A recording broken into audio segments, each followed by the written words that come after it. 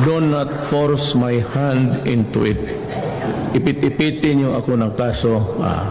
TRO dito, punta kayo sa korte, pigilan ako.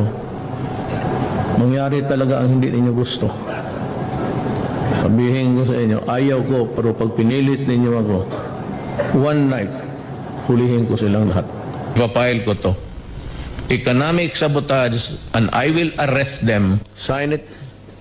If you don't, then there is no water. I will order the military to take over. And I will nationalize the water issue, and then I will file the corresponding charges, maybe plunder.